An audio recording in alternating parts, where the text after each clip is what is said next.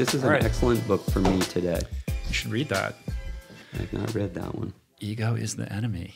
My sense is that your ego is pretty well in check with all this kind of nonsense. And we were just talking a minute ago about trying to mute out the extrinsic noise that accompanies, doing what you do. Yeah, I think ego's probably like the deepest addiction there is, though. You know what I mean? I mean, I think like the fact that even the Dalai Lama's like still vying with it. Right. I'm not even joking. Well, there's aspects of it that are necessary to being an actualized human. I think it's about harnessing, the power that it has and keeping, its ill effects, in check. Yeah, it's all. I mean, also it's a word with a lot of lateral definition in it. So it depends on what part of it, which version of ego you're talking about. In some ways, like, because I guess even altruism, even the impulse to do good. Well, you have to believe that you have capabilities and capacity. I mean, for yourself, you can't. I mean, look, this movie that we're going to talk about, you wrote it, you directed it, you star in it. It takes a certain audaciousness to say, I can handle this. And with that comes, an aspect of ego that is necessary and crucial to like getting the job done. You have to make everyone else believe that you have that capability as well. That's that. Yeah, what you're saying, I agree that. Like if you don't have belief in your own agency, like if you don't have belief that you have capacity, I actually, by the way, this is a digression, but I think it's an interesting one. I think a lot of people at their lowest, like depression, the depression and anxiety that a lot of people feel in the modern world, and a lot of what flows from it, even in terms of like the socio-political expressions, things that go on like Brexit right now, which you could say is like, let's even forget America. I think Brexit right now is one of the most fascinating examples of an enormous collective unforced error, right? Self-harm that there was no reason to have inflicted. And I think you could argue that sometimes these things happen when people reach a lack of faith that they have any agency, that they matter, when they feel marginalized to the degree that even the act of self-harm, they know it on an intuitive level, they know they're doing themselves damage, but the ability to do anything that causes anything to happen is eluding them in so many other areas of their life that they do something sort of openly self-destructive because at least they did it. Yeah. The level of disenfranchisement has to rise to a certain threshold level. And once it tips over that, there's a vibration, a collective, there's a collective ability to like tap into a certain vibration to take an action, even with the understanding that it's not in their own interest. Yeah. And you see that played out time and time again. I mean, we're seeing it here. Yeah. Well.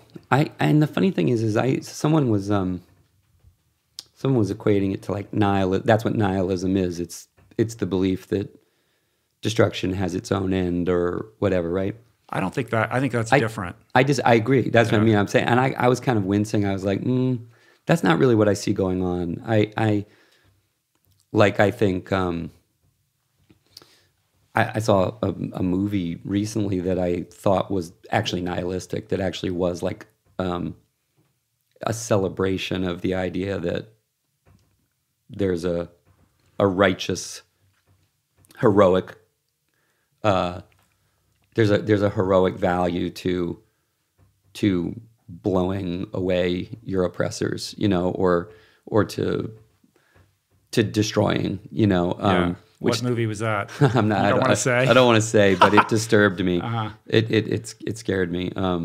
But I don't think what people are doing in America or in England is nihilism. I think it's deep like desperation and, like you said, sense of loss of control, loss of marginalization, etc. And I think that's when you see the downside of ego not having a healthy empowerment, right? Mm-hmm. Like, I think, to your point, like there is a part of ego that people need a healthy baseline of it to be able to act in healthy ways. Yeah. But I think it's never been easy. Well, first of all, to your first point, I think that whole thing is exacerbated when we have vested interests who benefit from fomenting this sense of chaos that we're seeing, and media gets weaponized to people who are, ill-suited to, find the signal in the noise and act accordingly. And I think we're seeing that in ways that are unprecedented in human history, and it's deeply, gravely concerning. Yeah, the amplification, intensification of noise is the speed with which it's happened. Yeah. I mean, because we're about the same age. I kind of think Gen X is the vanguard generation in terms of, like, we're the first television informed generation, right? And you could argue that even though it's at 1/100th of the speed of what's happening today, mm-hmm. we had the inbound global information as a part of our total experience, right? We've never not had a sense of the world. Even when I was a kid, I could see the helicopters taking people off the roof in Vietnam, right? Like, I remember that. My dad was a vet, and so I remember his intensity about it, but I remember the image. I actually remember seeing dislocation, disruption, being scared of, like, the Son of Sam murders, even though, like, there was a whole lot of stresses coming in on us. Remember that movie The Day After? Yeah. Oh, I was just talking about this with someone the other day. It's like, how old? We were like 12. I was terrified by that movie. Absolutely terrified. Yeah. Like, and point being, whatever it was that we, had to deal with, it's almost unmeasurable, the turbocharging of the stresses from information overload and distortion through that information now, and it's wild. It's really wild. And we're also we're the last generation to be raised without the internet. So we have the TV, we have that sort of filtering ability that came with growing up with television, but also we know what it's like to, be educated without the level of information, the influx of noise that young people see today. And I can't even wrap my head around what that must be like, and the downstream impact of that on the next generation and the generation after that, 10, 20 years from now. Yeah, it does. It's really weird too, because like, I think for all the flack he gets over the single moment that he played a negative role in some people's mind in the 2000 election, I think that Ralph Nader, for me, really articulated, almost as a philosopher, better than anybody, earlier than anybody, that we have a core conundrum of corporate interest versus human interest, that this is basal to, like, everything now. It's basal to our healthcare problems. It's basal to our environmental problems. That if we can't separate those two things and prioritize human interest over corporate interest, we have some really, really serious problems metastasizing out of that. But what's weird to me is, in what you just observed, so I used to think to myself, like, wow, man, you can really see the degree to which we're being turned into corporate copper tops, corporate consumers. Like, we're being fed entertainment that's really just sort of a burger and a Xanax blended together, and all they're really doing is priming us to buy shit. Right. And there's art leaking through and this and that, but that matrix of corporate matrix of ultimately getting you to be a consumer, it was intense. But now what's really wild is yes, notionally it's still about selling us stuff, right? Facebook, Instagram, their whole business model is as an ad platform, so it's indisputable that but this weird thing has happened, which is because they're in the business of selling ads, what it's now turned into is something that does not have, it is not being driven. The manipulation that's taking place that's really dangerous is not a manipulation to get us to buy anything.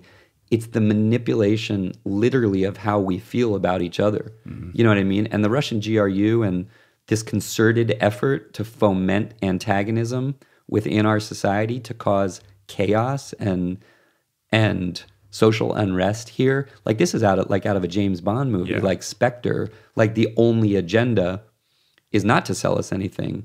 It's literally to just destabilize us into rage, into like this fit of such like anger with each other that we can't function. Right. And it's working. And then we become malleable and controllable. Yeah, or at least unable to organize against it. And you think about like these things this week, this kind of outrageously horrific showing by, Mark Zuckerberg as people say to him, do you care at all about the dissemination of untruth in this thing you've built? And he cannot summon himself to say no. I know. It is like you literally like, I just look at like in college when you study like Nietzsche and will to power and you like content yourself as a 20-year-old that you get what it means, but literally you get to our age and suddenly you see these moments and you go, no, that's actually it right there. That is just pure will to power. Exactly as he expressed it. It is like the drive that has no end, that says the ultimate objective is my maximization, period. What's so interesting about that, I mean, we have Jack Dorsey basically coming out and saying, we're no longer going to do political ads, and he's kind of being championed for that right now, which tees up Zuckerberg to follow suit, which he refuses to do. And when you look at the spreadsheet here, the revenue coming from political ads is so de minimis compared to the rest of the ad revenue that Facebook reaps in annually. So what is this, this like battleground that he's staking his claim on? It's will here? To power. It's crazy. It's like, how much is enough? And then you say, well, for us or a normal, kind of grounded person, we wouldn't be in that position because we don't have that same will to power. Or is it that in the making of that person, that's being created as you ascend? Like, does that happen to somebody, or is it that kind of person that ascends in that way? Hard to know. Yeah, that's an interesting chicken and the egg question. Yeah. I think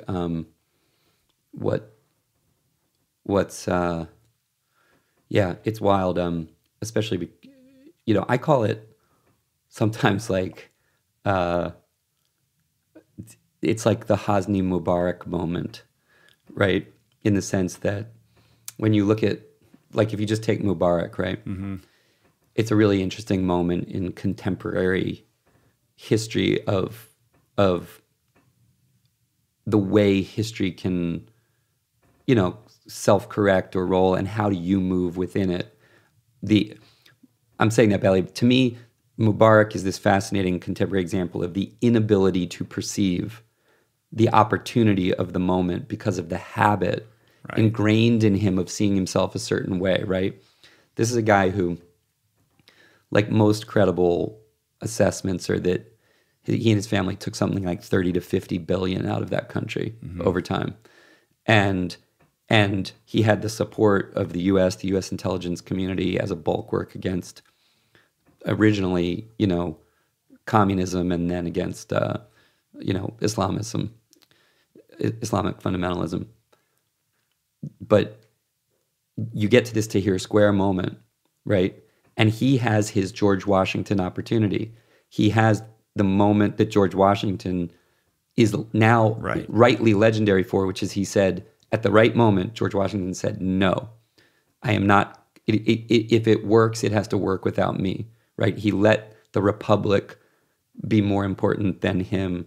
And so he's forevermore essentially a humanist political saint, right? Mubarak had this moment where if he had looked around him and looked at his children and looked at his grandchildren, he could have said, we can live like kings for the next 10 generations in comfort in Switzerland and lionized by our own people if I simply go out on that balcony and say, read the tea leaves and go, in this moment, what we've done in Egypt in the modern era to build a strong secular state, it involved things that many people think were suppressive, that were tough. It was a tough time. We did what we thought we had to do. But now the clarion call of people saying it's time for the next phase is loud and it's clear. And I am not going to be the person who stands in the way of it. Everything I did was to set us up for this moment. And I celebrate the call of the people to say, we need to express ourselves in this way. There would be statues of him in Egypt for all eternity, no matter who. Literally, they just couldn't do it. You can see it so clearly. He could have put the Muslim Brotherhood on tilt, literally on tilt, on their heels, unable to say, what can we say about that? Nothing. It's unassailable. And they'd have to essentially say, go off into the sunset, enjoy your life. And instead, he's in the docket. You know what I mean?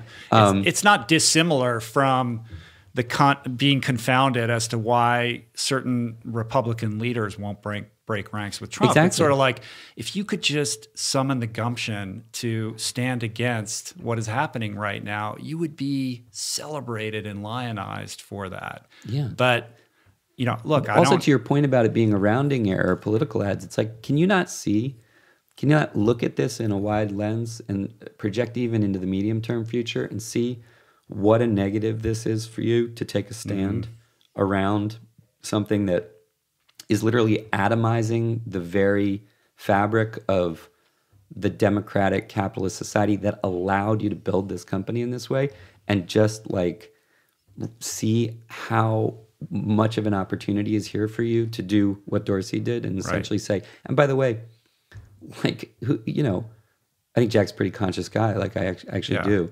And I think but it's also just tactically wise. It's just wise. Yeah. It's like you don't want to be on the wrong side of the tension between humanist progressivism and what the historical record is going to show about this.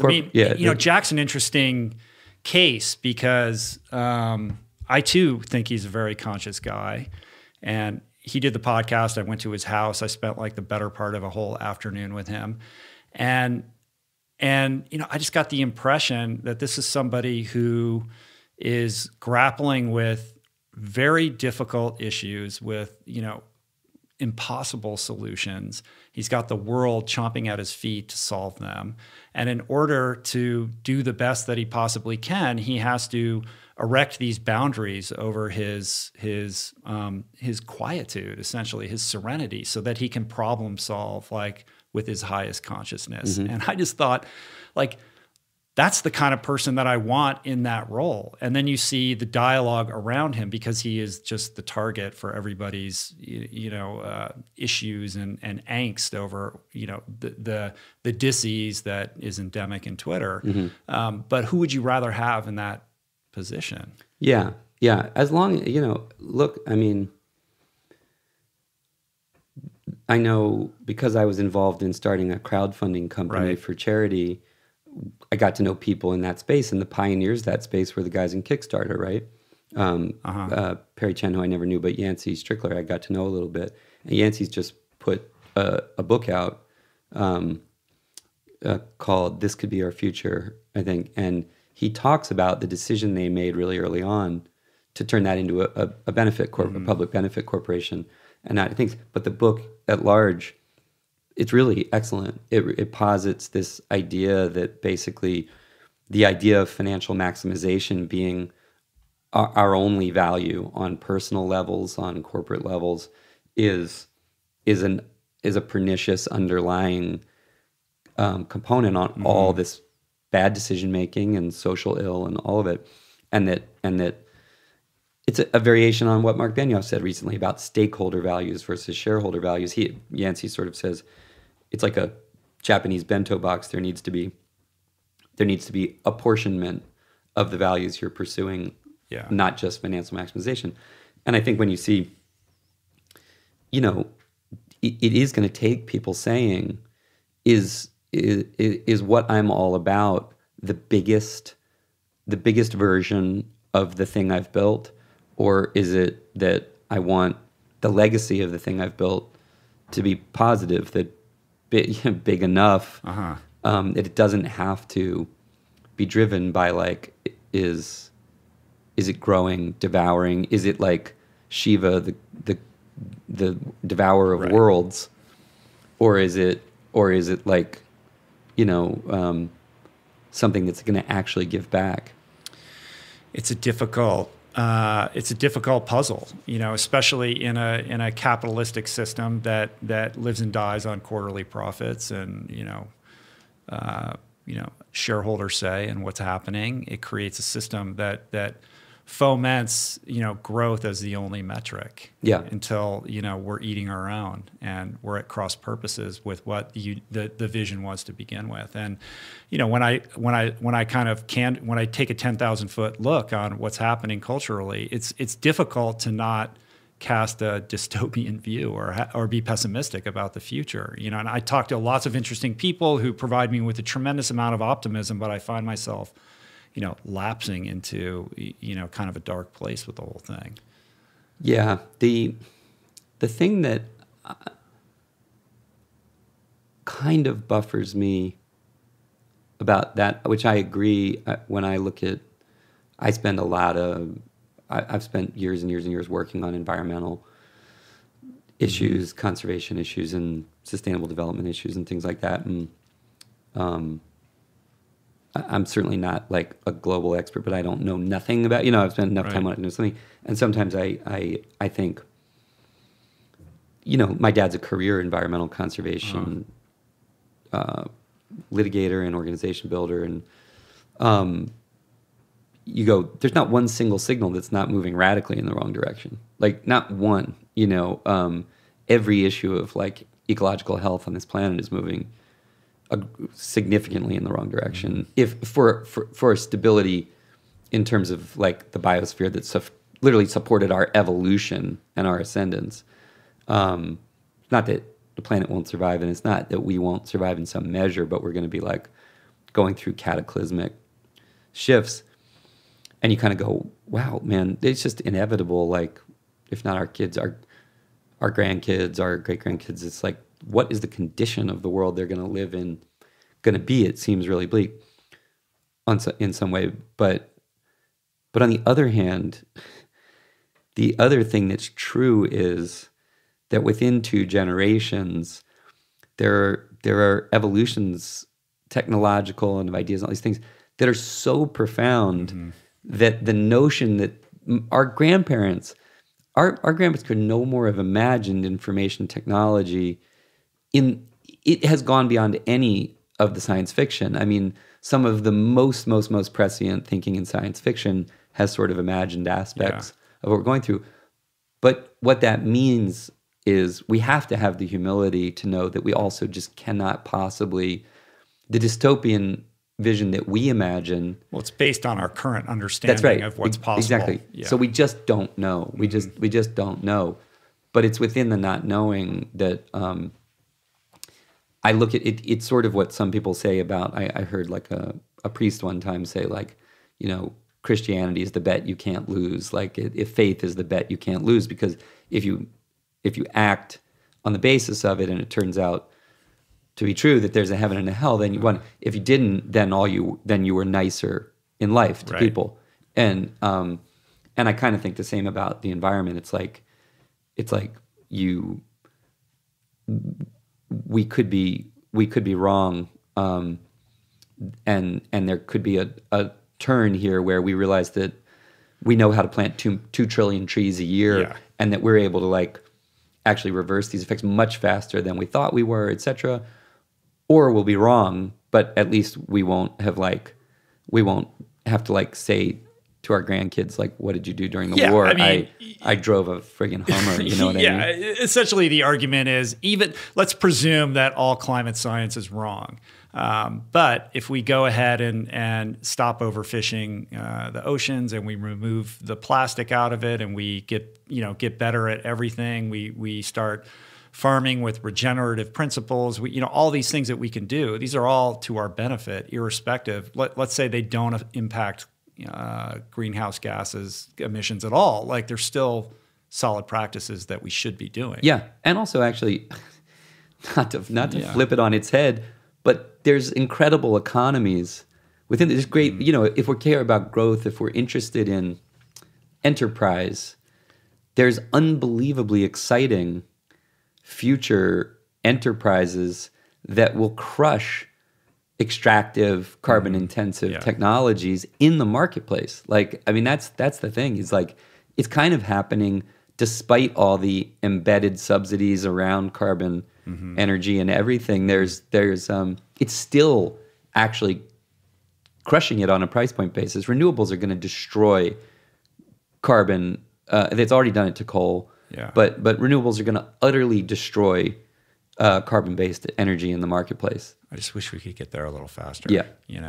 Well, your interest in environmentalism comes from your dad, who, by all accounts, sounds like he's quite an amazing guy. He is. He's badass. Yeah. And you grew up in Columbia, Maryland. I'm from Bethesda. Oh, really? So, I didn't know that. Yeah. Grew up, not too far away. And it's interesting because I think people listening probably don't know, but like, Columbia was this planned community, and it was developed by your grandfather, right? Yeah. So this interest in urban planning, which spills into the movie, which we're going to talk about in a little bit here, is kind of this beautiful way for you to express, kind of these ideas that you grew up with. Yeah, and sometimes Columbia gets called the first planned city. Which arguably it is, because it's now a city of, I think, like 120, 130,000. It's not... I mean, I remember hearing about it as a kid, and it was like this, it's planned, and it's like, this is like this like light dusting of utopia around it. It was a significant dusting of utopia. Yeah. I mean, we were... it wasn't it wasn't like Margaret Atwood level cultish, but it was a real... Yeah, they'd had a halo of 60s deep progressivism around it. It was for my grandfather an outgrowth of things he had become convinced of, but also he was hugely inspired by Martin Luther King and John Kennedy and Robert Kennedy. And Columbia was founded in '67. But it was very much a part of his conviction that the spiritual life of America was going to get corroded by the dissolution of the vitality of cities, which to him meant the dissolution of community. Yeah, and that highways. He was a very early. He articulated and predicted as early as the mid-'50s, when he was on Eisenhower's Housing Commission. He discussed the idea that the American highway system was going to promote low-density development, and that was going to create sprawl.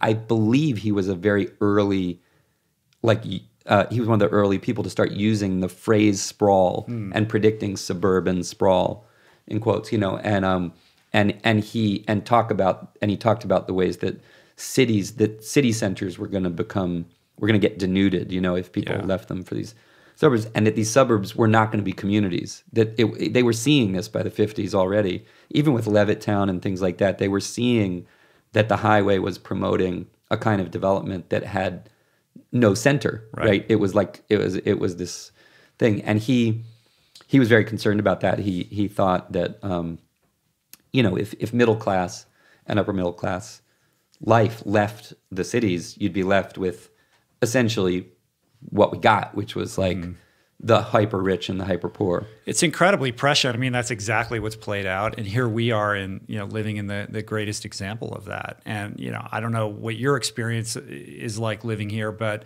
I find it to be very alienating, and it can be extremely lonely. Like when I moved here, it took me years to like cultivate friendships and some kind of web of community. Whereas I'd always lived in cities. I lived in New York, and it's like you're just in the flow of life, and there's a connectivity there that doesn't exist here without an extreme amount of effort. No, and I've lived in New York since the week I moved out of college. I've been there 28 years. I'm an occasional emigre to LA, but I love I love New York. You still consider your main place of residence? I've been a New York resident since the summer of '91, but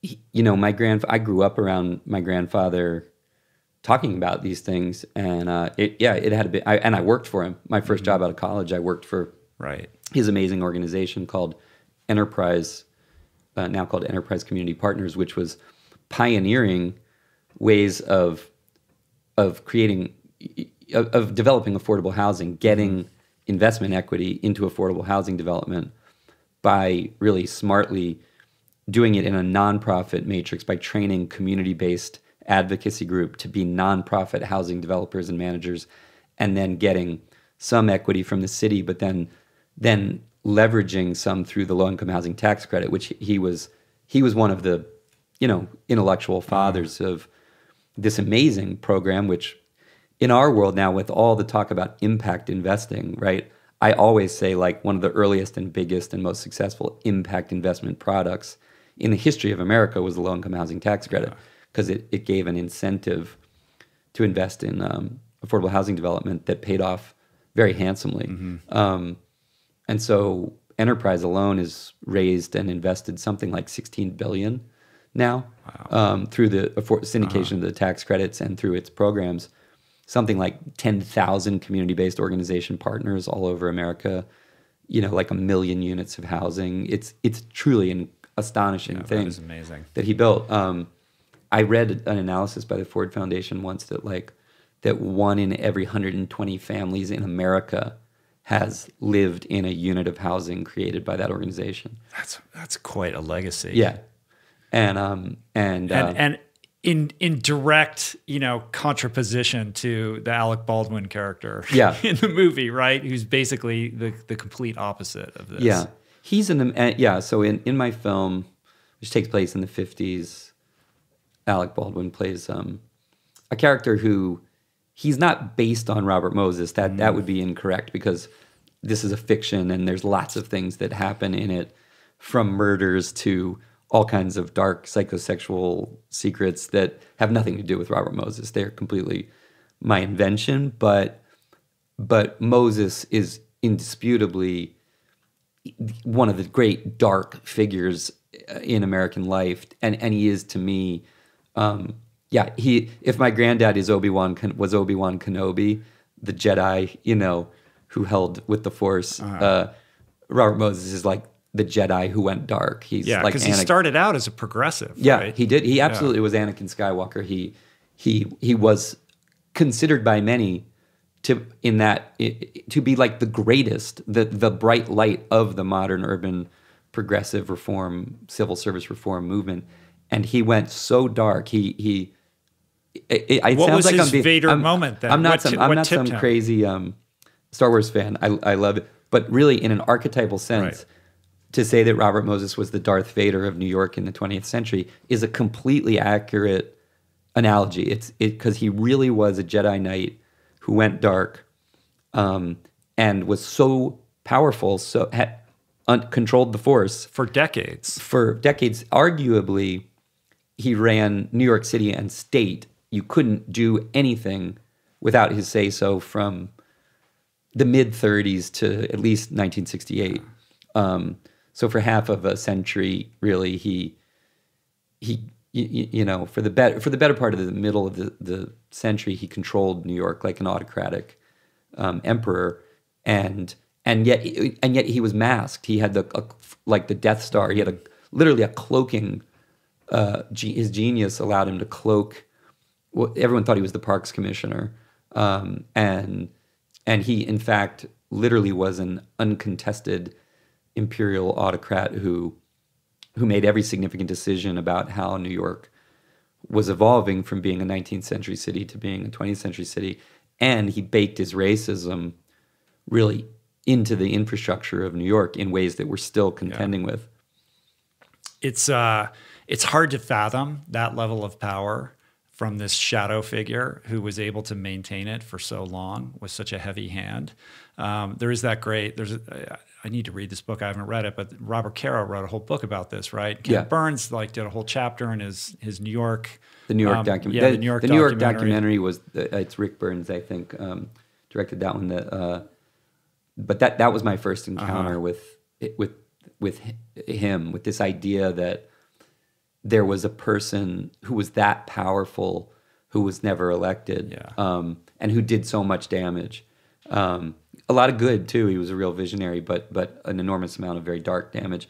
And the thing is, like, you know, it makes my film sound like a documentary, which is absolutely not, in the sense that it's first and foremost you know, an old-fashioned movie. It's a detective movie. It has a guy with Tourette syndrome and obsessive compulsive disorder at the center of it, and it's got like jazz clubs, and you know, it's this drift. It's a drift in that period, in much the same way that L.A. Confidential or something like that is an atmospheric kind of experience. But I've always thought that noir films, when they're serious, they do something really positive, which is they don't just acknowledge the shadow in American life. They dig into it. They basically say there's things going on under the surface of what we call the American narrative that if we're not paying attention to them, they're doing us real harm, like really serious harm. Yeah, and there's a disorientation with that trope, like with that narrative arc, in that the movie is always kind of ahead of the audience in terms of what the audience knows. Way and ahead. So you're never sure. Like, I've heard you talk about this, but like, you know, Chinatown is obviously the most incredible example of this, where you literally don't know what's happening at all in the movie until the very end. No, but you don't care because you're just in for it. Yeah. So they have to work. They have to be really good. I mean, it's a weird thing to say, because like a good movie has to be a good movie. Of course it does, but it does have to. It's very particular, because in some ways the point of noir. Maureen Dowd in the New York Times wrote a really great thing about this recently. Is that you have to have the humility to know that the unknowability of the moment you're living in, you do not know. You think you know what's going on, and you don't actually know what's going on. It's why that O.J. Simpson documentary was pretty amazing, because to me, we were young, but we lived through it and we had opinions, right? And to me, what watching that documentary did to me, talk about ego, I could see my own ego. I could hear my own ego from when I was 20-something years old, having all kinds of opinions about those events and the certainty that he was going to get convicted and all this stuff. And when you watch the film, you're like, what a moron I was to think that I even understood 2 out of the 6 levels of what was going on here. Like the social tectonic plates that were shifting that led to the inevitability of something like that happening. Exactly. Yeah. And the episode in that was dedicated to the history of the relationship between the LAPD and the African American community alone was so humbling, because you're like, if you didn't know this, if you didn't know the depth of this, if you knew this, you'd have understood that there was no way he was getting convicted. But if you don't know this, you sat there with your opinions, thinking that you had any idea, any real basis for understanding what was going on. Yeah. And that unknowability, that idea that's very difficult when you think about it, when you open the paper and you see what's going on and you think you know what's going on, you have an opinion. You just can't help it. Like, but pausing and going, you know, at what point do you say, well, we know enough to act, but we can't really know everything that's going on. It's a very profound thing. And I think that these films, part of the fun of really good noir films is that you get hypnotized. They force you to experience the inability to understand what's happening. Right. And yet they don't alienate you because they're sexy. Mm-hmm. And I really mean that word. Mm-hmm. Like they're sexy. Like LA Confidential is sexy. Chinatown is sexy. The Big Sleep is sexy. Yeah. And what they do is they flick. You go through some portal and you just go, oh, wow, this is wild. Like I'm through the screen. I'm into the world. It's compelling. The music's great. There's things about it. They work this kind of, you get into actually like an aesthetic pleasure of listening to language and watching people and seeing clothes. But then slowly what they do is remind you don't know what's going on. Mm. And in this country, no matter what anybody tells you, there's dark shit going on. And not knowing that it's going on puts you in danger, like in big danger. And I think that's pretty healthy, actually.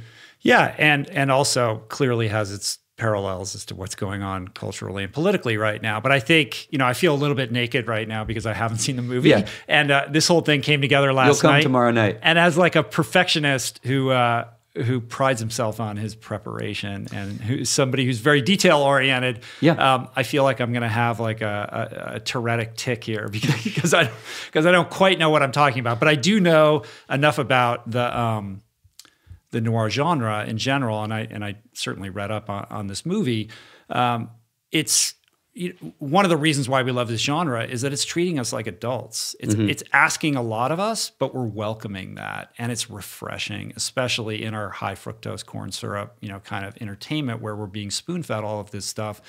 It's so nice to sit in a theater and be challenged in that way, and I think that there's a real demand for that. Like it's almost like we're starving for it, at least in the movie theater. I mean, we're getting a lot of it in the streaming services right now. Like there's tons of amazing projects that are getting made. Yeah. But I think it speaks to a larger kind of cultural thing. Like I've noticed that you're someone who feels strongly about your private life, and you're not one to go out and do all the talk shows and all that kind of stuff. But you've really embraced in the kind of press junket with this movie, you've embraced the podcast format. You've done a lot of the big shows. And I think it's well suited to you because it provides space to have a nuanced, mature adult conversation about the things that you care about. And I think that is, part and parcel is reflected in the kind of movies that you like to make, and certainly this movie. Well, thanks. I mean, here's an interesting thing, though. I don't think it's a bad thing that you haven't seen the film, and maybe you'll come with our friends tomorrow night, and then we can talk about it more. But I actually think it's kind of it's nice in a funny way today because we're recording this the day that they're putting the film out. Today's opening day, and only because just knowing what I know about your own work and story, I think it's interesting to talk about it a little bit like this, but not worry about what the film's about per se, or even the process in making it, because I've been talking about that a fair amount, right? Uh-huh. What's more interesting today is walk in and you've got like David Lynch Catching the Big Fish, which I love, and Ego is the Enemy, which I haven't read. What I think is really fascinating is literally what I'm going through today that is different from any of these other conversations, and that I think connects more back to things that I'm really interested in about your own, let's call it like tipping point moment of feeling like I need to shift my priorities. If I go real basal, not I need to get fit, but just really like I got to shift my priorities. Is that the funny thing is I probably have not ever. I've threw myself into this as much as anything I've done on a creative level, by simple virtue of the fact that I wrote it, produced it, directed it, raised all the money for it. It's 20 years in the making. Yeah, it's a long gestation on this one, right? And I really couldn't get it out of my head. It was really not at a certain point about like the ego of I want to play this role. It really was. It started to become for me about things that I wanted to get across, that I started feeling actually the very best feeling that you get about a thing, which is like it's and this I have talked about, but it's the Joseph Campbell transparency effect. It's like this people will be able to see themselves in this. They will be able to see us in this.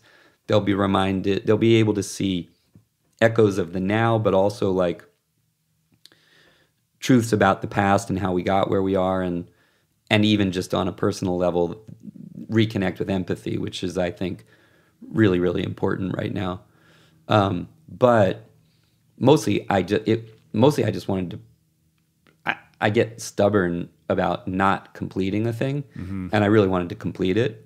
And so I did. And so I've thrown myself out there to talk about it, like way more than I generally do or want to, because I really do think it's better for people to figure stuff out on their own. However, here's the really interesting thing today, which is, I kind of was intimating this to you in the kitchen, but the funny thing is for all every form of cultivation, we didn't have, it's not a ton of financial support behind putting it out. They've done a good job, but it's just not the kind of film that if you throw $100 million in marketing at a film like this, you're going to lose $50 million bucks. You know, that's just the way it is. So I don't expect that. So I've tried to lean into it.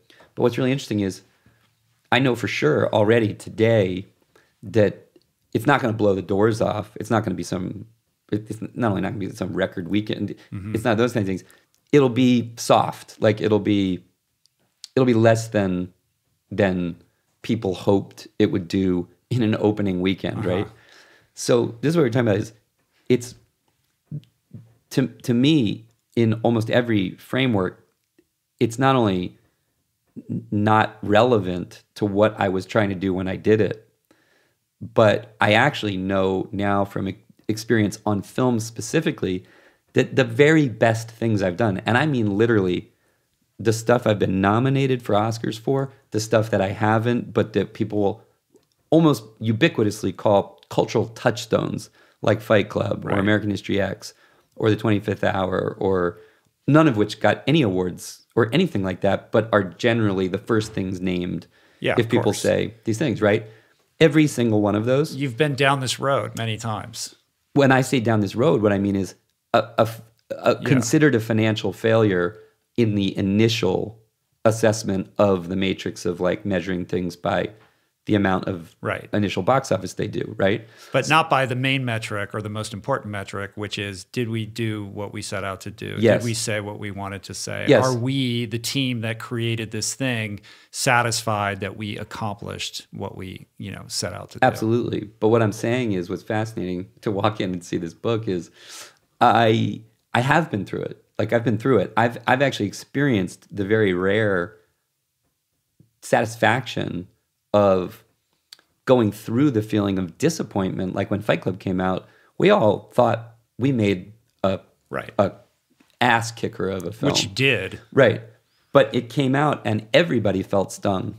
Everybody felt stung by that. It's so hard to believe that was the case. But I know it was like booed in Venice. It was booed in Venice, but also it just the budget of the film was like $68 million, and I think its total box office in the US was under 40, which means the studio took home 20. So you're into like deep in the red, not like partially in the red, like deep in the red, right? That was the era when, not to get business wonky, but the studios still owned the DVDs, and the DVDs on Fight Club actually made, in my understanding, ended up making it sort of a profitable enterprise. But it was still like, wow. Yeah. Wow. Like we felt the kind of heat we felt from the people who loved it was like a once in a career kind of, it was like that feeling of like, people get it. They love it. They feel so connected to it, the level of passion. I mean, that movie, if you're Gen X, if you're a Gen X male, I mean, that movie was transcendent. It's one of, there are few movies I go back and watch every single year, and it's one of the most impactful movies I've ever seen in terms of like what I connect with emotionally. And in my opinion, it takes you to a positive place. It takes you through the sexiness of nihilism, but back out to where he grabs he rejects that. He grabs the girl's hand and he says, "Let's try this a healthier way." Right. You know what I mean? But there's definitely an embrace of chaos and anarchy. Sure. Sure. on the way, I think, to saving Elaine from the church and running. You know, it's it's the same as the end of The Graduate. I really believe that. Yeah. But my point is, we went through that. We felt stung. We came out the backside of it. But you knew that was going to happen. We didn't. We didn't. We felt. But didn't Brad say to you, like, people aren't going to like this? But you can't. Like, this is what I mean about ego. You still go like, God, we thought we made a hit movie. You know what I mean? We thought we made a hit movie, and it's sort of like in some matrix that's not even the matrix that we care about. That matrix tagging it as a disappointment reverberates out. It hits you in the head. And you go, God, like you question yourself. Yeah, we didn't. Yeah, that sucks. Like, you feel bad about something that in your heart you feel good about, right? And I think, but my point is that even having been through it, when we talk about like the ego being one of the most pernicious addictions, it's like I've been through it multiple times. You know what I mean?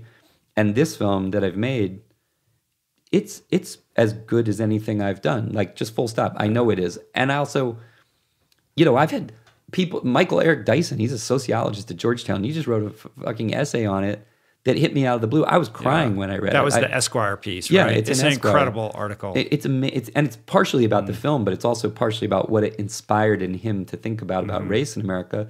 And Ken Burns wrote this essay about it that had me, I was on the floor. He's a hero of mine. And I'm like, there's this whole side of me right now that's like, I did what I said. He couldn't have praised the movie more highly than he did in that Medium article. Yeah. And there's a big part of me that's like, it's literally like Chinatown. It's like the psychic part of the Jake gets in my house in my head is saying, how much is enough? Like, how much more do you need? Like, what more could you want? And the answer, the best part of me is for sure nothing. Like, that's it. That's what you're going for. You're going for activation, pleasure and activation. And is that happening? It's happening. I can feel it. I can see it. And this will find its level and people will get to it and all these things.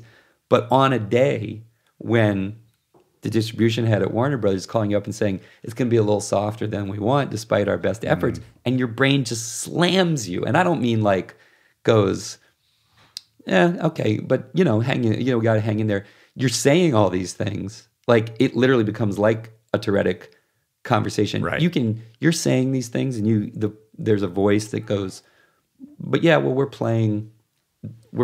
this plays out on a longer horizon. This is like, but still, there's Daniel a little residue. Slow. There's a residue from that, right? But this is what's interesting to me. This is what's totally fascinating to me. Is it's not a residue. It's a big fucking loud, frustrated side of your head that is the ego and goes, shit, I wanted everyone else's version of what we want to be fulfilled too. You know what I mean? Of course. I mean, there's something refreshingly human about that, because the narrative that circles around you is somebody who's kept the press at arm's length, who's had their brush ups with, kind of sketchy narratives swirling around things that may or may not have happened, and who's really carved out a private life. And with that comes the inference or the assumption like, well, this guy just doesn't give a fuck about what anybody says about him. He's just doing his thing. And like, that's cool. And that's like a superpower that I wish that I could have. And so when I'm scrolling or whatever, looking for feedback, like, I feel weak. You know what I mean? I feel like my ego has the better of me. And I think that speaks to the whole kind of tourettic thing, right? Because Tourette's, what is Tourette's but a very severe example of what we all kind of harbor, which is this war inside of ourselves between our better instincts and the behavior that we actually manifest in the world. Yeah, and what I'm kind of fascinated about is, I'm a big believer in that sort of this too shall pass thing. You can let, that's like dharma, right? That's you can watch your base impulses and desires just go it's like someone hit a guitar string really hard and it's just going, but it's gonna settle down.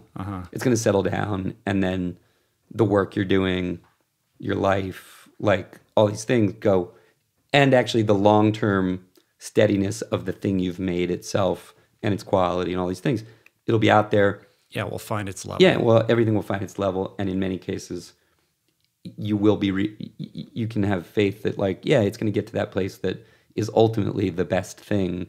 Also, which is just the quality of the thing will hold itself up, and it will be all good. But what's kind of fascinating is at one point today, I was kind of floating along, looking at the light, looking at the hills, and I was sort of thinking, well, this was an interesting experiment in, I cared a lot, right? I put like more of myself into this that, you know, on multiple levels. I wasn't just an actor working for a great director or whatever. I did it. So then I went out and said, well, I have to do the last full measure of trying to engage in a wide net of the very people who I know like substance, who like long-form conversations, who like rich meals. And by the way, a lot of the cheap ones too. And the thing is, you come to this thing, you go, well, I didn't really do anything. you go, you go, wow, so... It isn't moving the needle at all. Yeah, it doesn't move the needle at all. And this, we were kind of talking about this too in the kitchen, is in the world we're in, it's like, you know, Henry Louis Gates Jr., like, who was like one of the rising rock stars of history and academia when I was in college, and is like one of our elders, you know, one of our great... He wrote a beautiful thing about it today, right? And I saw, like, you know, people, Warner Bros. Did you see this thing? And retweet this and do this and these things. And you just go, it's not doing anything. It's not doing anything, man. It feels good. It's like, but it's like, talk about pissing in the wind. I think some of this stuff is doing something. You know, you did Rogan yesterday. Like, millions of people watch that. Like, I mean, you're doing everything that you can, and that's a demonstration of how much you care. And I think that, and I'm finding you to be like, I had this thing like, is he going to be all like walled off and like not wanting to talk? And it's like, that's not the experience that I'm having at all. No. And that's not the experience I'm getting when I tuned into those other shows as well. Mostly, I've said this many, many times. It was not an insincere statement. I'm not, like, I don't think most people who know me think that aloofness is my natural state, right? I'm pretty engaged, but my reticence around like public discourse is actually, I just really honestly think it screws with the quality of the experience that people have when they go in to see the kind of work I do. It's like, I don't think, I know Daniel Day-Lewis a little bit. I know Sean Penn a little bit, but Daniel's a better example because he's like the warrior monk. In our tribe of thespians, he's the true like warrior monk. And by that I mean, he's like you have no idea, no one knows where he is. He's off in the cave, he's doing anything. His whole, like, he could be doing anything for such a long time, you know, and he's a really terrific person. He's a fascinating person. He's all these things. But he descends off the mountain and delivers these lightning bolts. To me, I am just flattened by his performances. Mm-hmm. They are so visceral and so vital and deep, just deep as shit. But that is enhanced by the fact that I don't see him and hear him, and he goes away for a long, long time. And when he brings it back down, it's got like the level of excitement. It's just incredible. But also anything I held from before is atomized. It's gone. It's long gone. And there's just the shock of the reincarnation. It literally, like, he's dead and gone, and then it's reincarnation into yet another like powerful thing, right? And that's becoming amazing. It's becoming increasingly more and more rare. The level of discipline that you have to have with the kind of exposure that's available to everybody now requires a sense of self that is increasingly more and more difficult, I think. Like, you know, I know you've talked about, like, you know, Dylan and Bowie and even like Radiohead, you know, is probably a decent example of that. Like, they, you know, like, they're not, when you're purposely removing yourself from the public eye, and you go out and you do your thing and you come back, like that's a fucking cool thing, man. Yeah. What's interesting, what I'm interested in, really specifically, is, to me, this whole the process of trying to and some of it, I'm being totally candid. I didn't feel I had any choice in this case. I'd love to let it fly and let it be. I'd be more okay. In a way, it would sting less to me if I hadn't made such an effort. You know what I mean? Like the stingy part of the brain that's like, God damn, I did all this stuff, and is it really even doing anything? The drive for me was not even the care of the thing itself, because the thing itself is like a child. You think once you've put it out, it's on its own path. But it's more that I engaged people, wonderful people, who backed me in taking some risk and putting some shekels. They put their money alongside Warner in this. And I like really appreciate it, right? Like, I don't have any right to that from anybody. There's nothing about my work that to me automatically validates that someone should put, like a lot of money into backing me doing this thing. So my view is sort of like, I owe these allies of mine literally everything I've got to try to make it so they can at least get a hold on it. Ironically, these are the type of people who were like, you did, because the thing is like beyond what we could have hoped. Honestly, that's the response I've gotten. It doesn't, and I feel good about that, but at the same time, I want to try to do right by them in the business of it all. And I don't, the funny thing is it burns you down. It just does. There's no two ways about it. And this is where I get. Which part? The all this talking about it, or the no, not just talking about it. Just it's a lot of travel. It's a lot of it's just a lot. It's not emotional stress, but it's just when you do anything. And this is I am really interested in asking you a question, which is, you get to this point where you're sort of like, wow, I'm not doing any of the things that I know are healthy for me. Like I am not an uninformed person about like diet. I surf. I have lots and lots. I rode competitively in college. I've been an athlete. I've trained. I've gotten in really great shape. I've starved myself. I've gotten back down to like 137 to do the Painted Veil. Ran the New York Marathon. I ran the New York Marathon. Yeah. I've done a lot of stuff. Yeah. So I actually have in me a certain measure of what I'd call the muscle memory of health and discipline, right? And when you get into this mode where you're grinding up in here, like tapping my forehead, it's amazing. I am so amazed at how fast the inertia effect, the mind just takes you to, you get into, it's not even oppositional.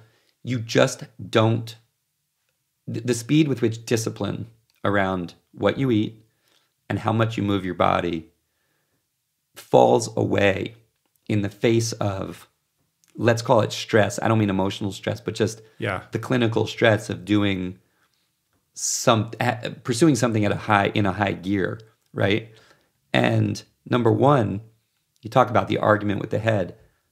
The amount of self-chastising I do on a daily basis would be so much more easily resolved by just waking up and doing yoga for 40 minutes, or grabbing my board and going out and paddling for 30 minutes and going into the exact day that I'm going to have anyway.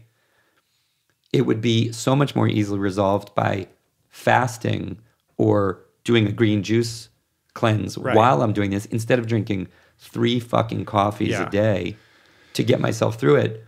And I'm super curious because I've been hypnotized out of eating sugar, had that work for like a year and a half, fallen off of it, but to me, the beta, the swings, the volatility on it is I'm 50 now. Yeah. My level of frustration with the volatility is maxing out. Yeah. Like, I really, really, coming out the backside of this, especially feeling like I'm feeling today, which is like deep satisfaction, short-term frustration. I'm like, I do not want to tip right now, particularly, I do not want to tip over into sort of a sigh and more indulgence of negative pattern ill health. Yeah. I really, really right now want to go out the back of this into like a new level of resolve. And I'm super curious, like I'm sure you've talked about it, but I'm super curious for you what the tricks are of like sustained discipline through phases. Like when you're like, a race is like a movie for me. It's super easy to, if you've got goal-oriented things, that's the best.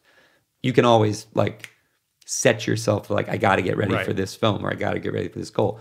But I'm at the point in my life where I don't want to do that many films. I don't want to do a film a year that I have to get in shape for, right? I want to have a steady state discipline. I'm super curious. Do you go through still like, oh yeah, without a doubt. I mean, the first thing I would say to you is stop chastising yourself and be a little bit more gentle on yourself, because you're in this short-term window where you're exerting a tremendous amount of will on the world for something that you care deeply about. Your values, like I look at it like you have different values that are competing with each other right now for your attention and resources. And your priority at the moment is getting the word out about this movie that you worked so hard on, that you care so deeply about, and trying to foment interest in getting other people to care about it in the way that you do. There's an expiration date on this phase that you're going through. And I think just to begin with, just recognizing that you're in a heightened period at the moment, and being okay with the fact that you're not going to be in this super balanced state while you go through this, in the same way that you would think about pushing other things aside or marginalizing other values because you're training for a marathon or you're in production on a movie. Like, those are where you have to choose which value is going to take precedence in this equation. But I think, and I would say to you that there's this illusion that we're all striving for this perfect balance in our life. And I think it's setting people up, myself included, to feel like we're falling short or disappointing ourselves and others because we can't meet that. Like, what's your morning routine, and what time are you waking up? And like, are you doing these 20 things in the morning so that you can be your best self when you navigate the world and all the other, obligations that you have to meet throughout the day?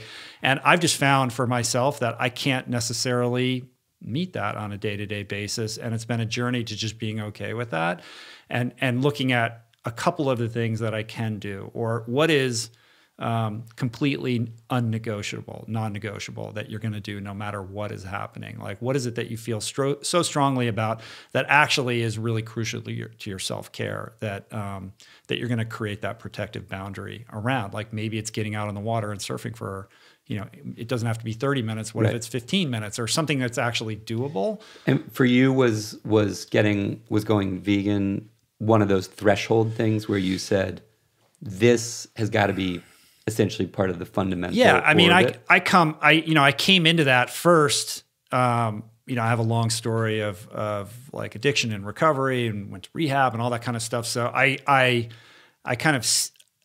learned how to see certain things through the lens of like 12-step, and there's a rubric with that creates kind of a binary system that removes decision fatigue. Like, you're either drinking or doing drugs, or you're sober, but you can't like drink it. It's like there is a iron curtain between those two things. And when 10 years later I had this, brush with ill health and realized that I was once again facing another, kind of threshold moment for myself, I approached diet and lifestyle with the same kind of rigor and, binary perspective that 12-step offered, which, I played around with a lot of diets and wasn't getting anywhere, but there's something about plant-based that not only when I tried it, like I just felt amazing, but in order to sustain it, I kind of leveraged the tools of 12-step to create a foundation as I started to learn how to do it. It's like, oh, well, meat and dairy are just off the table, just like drugs and alcohol. Like that made it very easy for me. And that was imperfect at first, but allowed me to kind of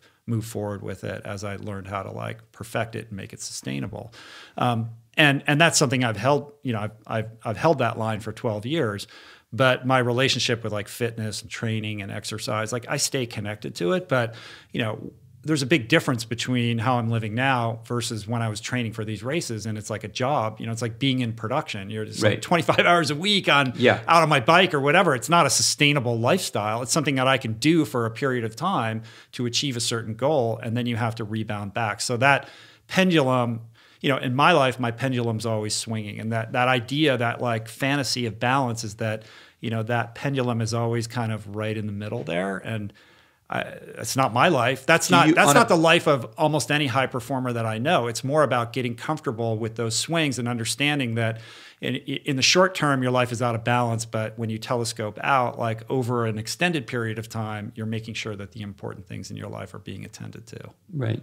Do you, in the matrix of just actual training and the value of on top of like plant-based eating within, because training and exercise and all of it are so good, not only for your heart health and everything else, but for your well-being, the meditative quality, the mind clearing quality of exercise and the state, the mood state with the serotonin that comes from it, all the good, kind of keeping you even components of it. Have you found that let's say training for a race for you or an event is like doing a film, and you might say, I don't actually want to do as much of this as I've done it in the past.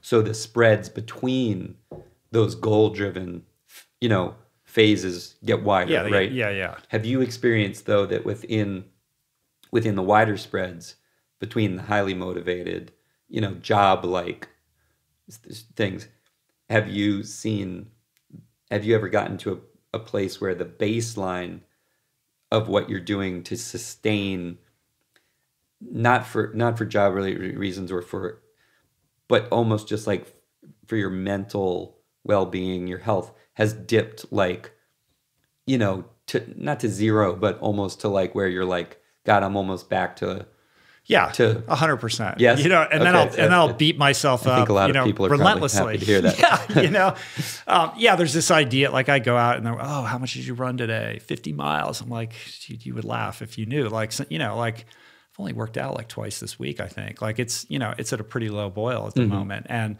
if I had my druthers, I would be, hitting it every single day. And that's not the reality of my situation, because I'm making a conscious choice to invest my time elsewhere. You know what I mean? Like I wanted to spend several hours immersing myself in your world today before you came over here, so we could, I could at least have some semblance of an intelligent conversation. And so, ordinarily I would have done something different this morning, but I'm like totally 100% okay with that. Yeah. And I think that comes a little bit, I think maturity has helped that. Whereas maybe several years ago, I would be holding myself to a standard that I couldn't sustain. Like I would just wake up at a ridiculous hour to get it in, and I would burn myself out. And now it's like, it's okay, man. You're not going to get to do everything you want to do every single day. Right. But what can I do? And what are the small little habits that I can cultivate to make sure that I'm not really losing, touch with or contact with those important aspects of lifestyle?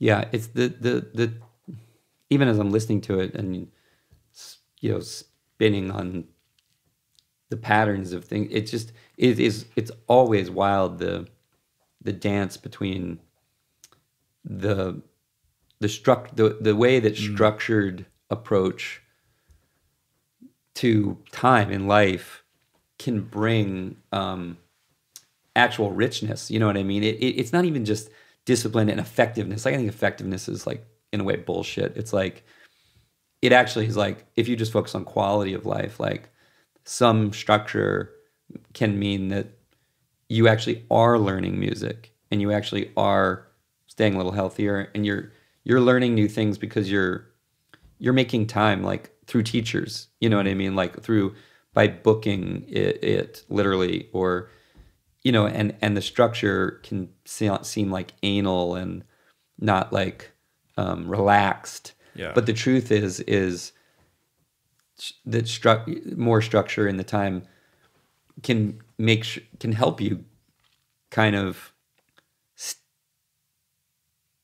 wrangle yourself into doing the things that you're actually really happy that you're learning, and you're feeling good at the end of the day, and your life feels good.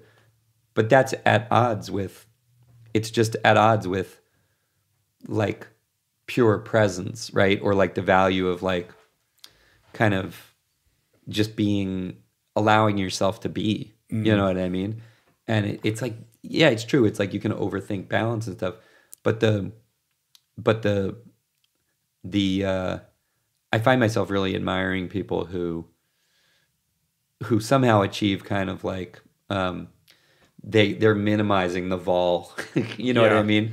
Because I think having sort of crossed a certain threshold where I've lost, you know, my mother died when she was 54, and my really good friend and partner, who I built a theater company with, he died at 56. You know, and you just kind of go like, you know, the consequence of negative behavior starts to speed up a little bit, or you start to go, you know, you don't want to be eating.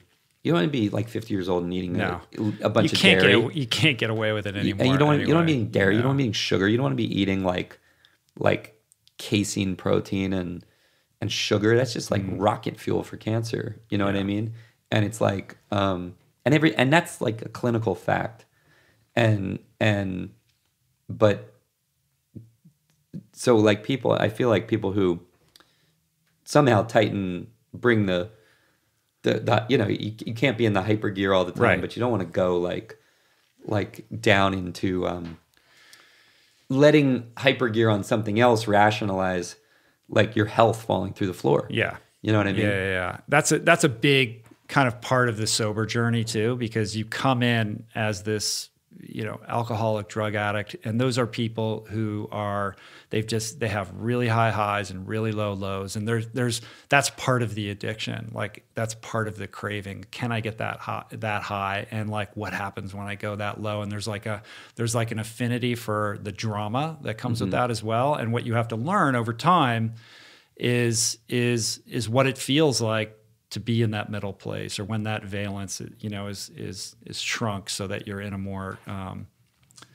compact range. And that's uncomfortable too, because you're like, if you want that high, then you have to have that low. You can't have one without the other. Right. And what does it feel like to navigate life where you're just keeping it a little bit more in check? And that's hard. Yeah.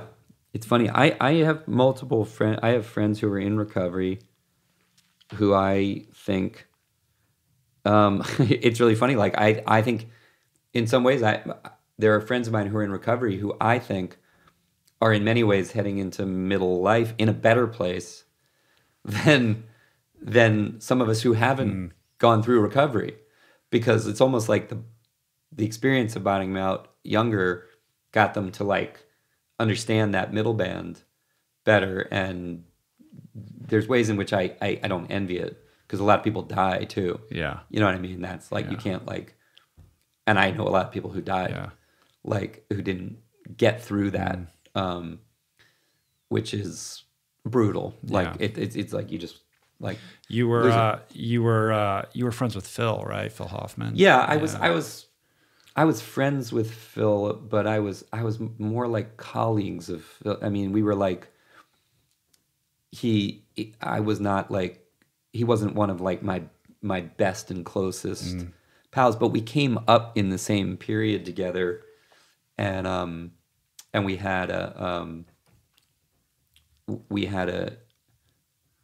a year where we did like 2 films back to back. The second one was the one we did with Spike Lee, who was a big figure for both of us, just in terms of an inspiration, someone we both really looked up to. And I think like I kind of bonded with him more on that. He was always to me someone, and especially he was someone who was like, you wanted, like everybody admired him so much. All of us who came up in New York in that era, like Mark Ruffalo and Bobby Cannavale and even many of us, you know, Phil was he was the guy. Yeah, it was like he really was. He was like one of those people you admired so much that he was like. It's so ironic, but he was like the guy in. It's like in high school. It's like the jock or whatever. And Phil was the furthest thing from that. But he was like the guy you wanted his approval. Yeah. You know, you wanted his like. You wanted to be in the club of what Phil. And would he give it out? Grudgingly, and I think that no, but I think which made it all the more special. When I got to know him a little, I think I realized like you realize that sometimes like what you're feeling off a person doesn't have anything to do with you. It has to do with what they're going through, or maybe. But he didn't suffer fools. Like he really and some of my really good friends were super good friends with him, and he definitely didn't suffer fools. Which is part of why you wanted the affirmation from him special. But we did these two films, and when we did the Spike Lee film together, it was kind of the dream. We rehearsed it like a play, and I felt it was one of those things that was meaningful to both of us, and we bonded a little bit over the specialness of that. And then we were both doing plays kind of next door to each other for the rest of that year. So it was that was kind of like the no, but it's it's unfathomable to me that it not even about being friends. It's just unfathomable to me that like we lost him. He's not here. Yeah, it kills me, and that's said from the point of view of him not having been one of my best friends. I can't believe that that like the scale of the loss is really bad, and I know many others also who who we all do. I mean, so it's not like you can't like obviously romancing addiction is that's its own cult. You know what I mean? I mean that's its own like there's too much of that, and I think the truth of it is it's really there's a lot of there's a lot of people totally lost to it that but I do think that I know a lot of people in a weird way. I admire where they got to through it, and in some ways probably they would say don't because I'm still an addict. Yeah. And the danger that's there lurks or whatever. Yeah. But sometimes I look at it and I'm like, wow, there's a discipline there that I feel like it's like, it's not heroin, but I feel like your mind, when you feel like you're not mastering your balances.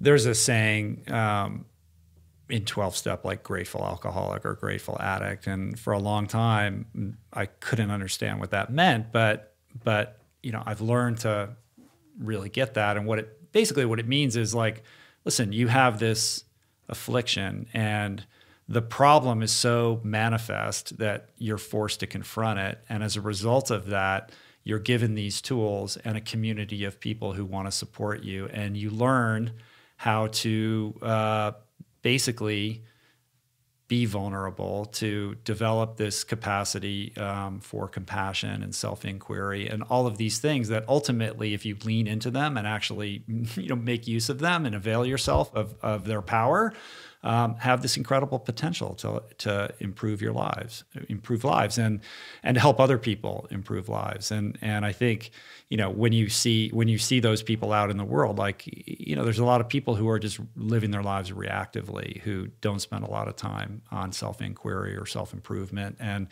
And so, I would consider myself one of those grateful people for short of that, I don't know that I would, first of all, be alive, but secondly, be interested in these things that have helped me and so many other people. Yeah. Yeah. It's, and it's also like,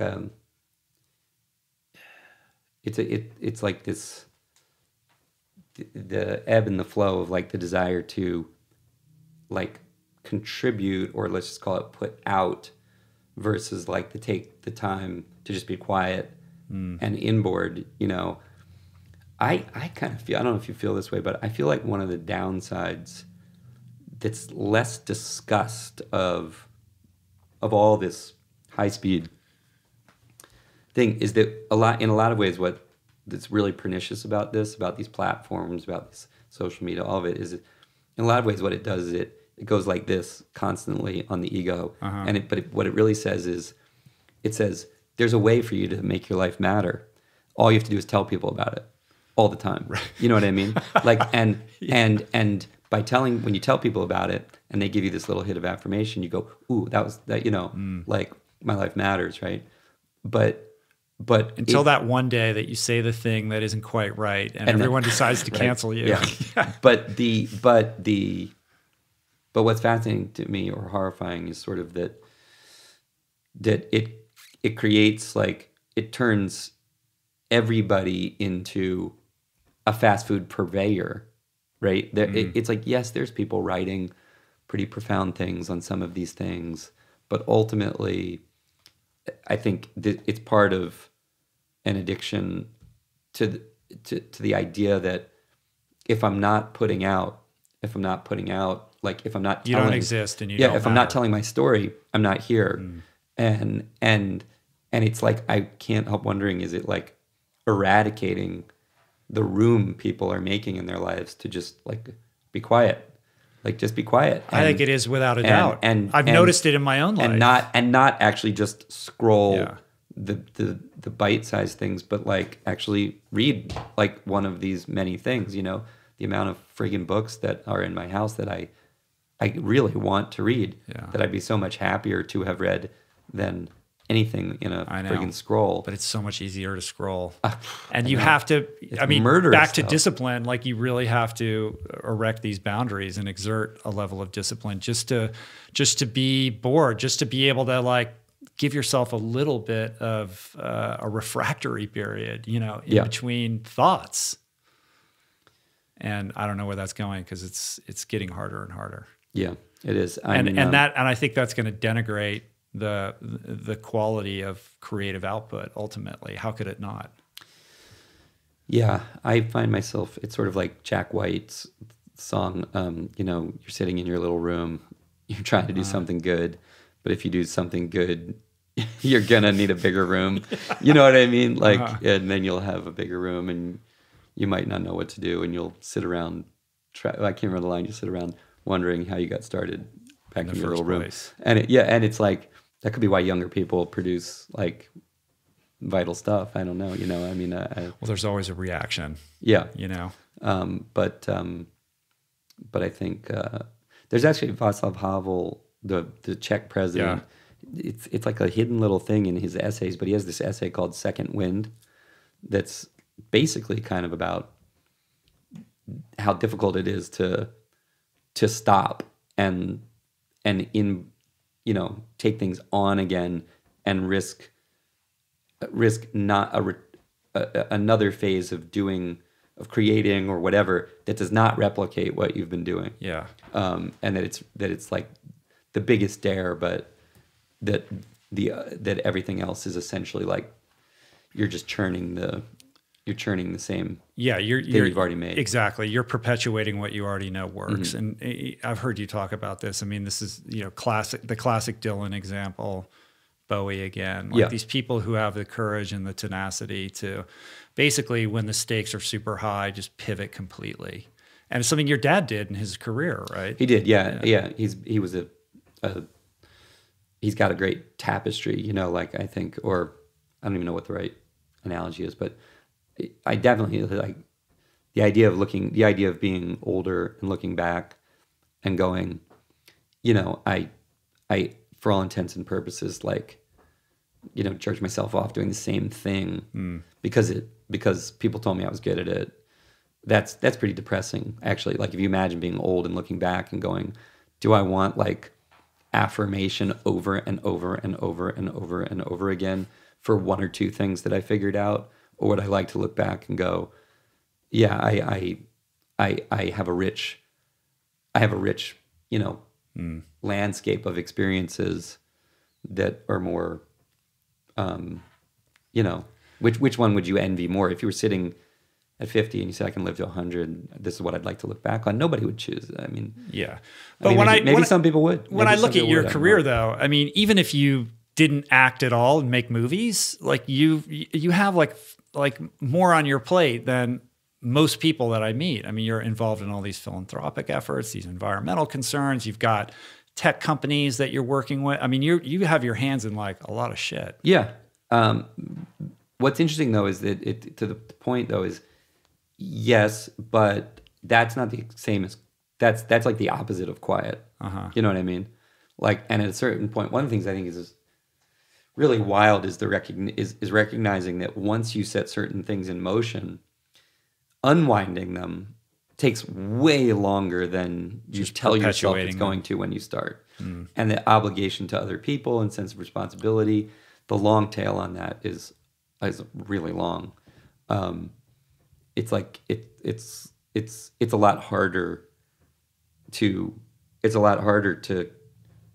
give yourself any kind of real contemplative pause when you've stacked a lot of things, because you can wind one thing down. Yeah. Because you can wind, I can finish this movie, I can put it out, I can say, I'm done with it, I don't want to talk about it anymore, go enjoy it, and, God bless.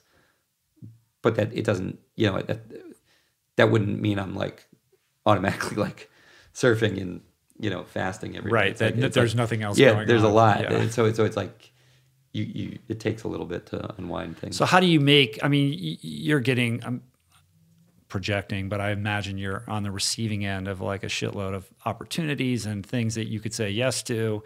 What is your rubric for what you decide to get involved with? Like, how do you make those kind of decisions?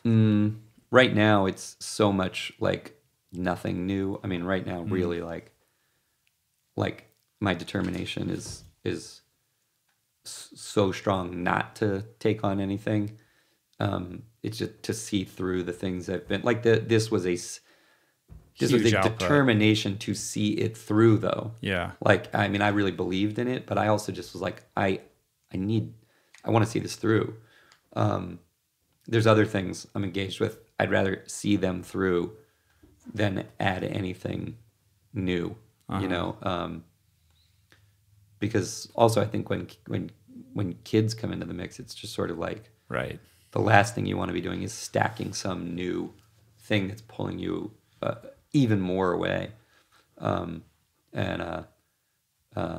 So I'm like not going to spin any new plates. So when people say what's next, you just bristle. No. Or do you think about like what is that pivot or that reinvention? Yeah, it's why I think what we should wrap on is you'll come see the film and I'm going to read your book. Okay. No, because I am like way in more. all your free time. No. Because I am completely that pivot. The pivot is exactly the pivot that I am like most interested in right now. I am really interested in a recovery of optimal health. I can help you with that. Yeah. Cool. Thanks for talking to me, man. Totally. That was super fun. Yeah. Motherless Chris Brooklyn. Blair has a few good ideas now and then. Does he? Oh, yeah, I know, right? He's got a lot of energy, that guy. I know. Sipping from a fire hose. God bless him. Yeah. Motherless Brooklyn, theaters everywhere. Definitely go check it out, as will I. And Edward's pretty easy to find if you want to hit him up on the internet at Edward Norton on Twitter. Is that the best place? Yeah.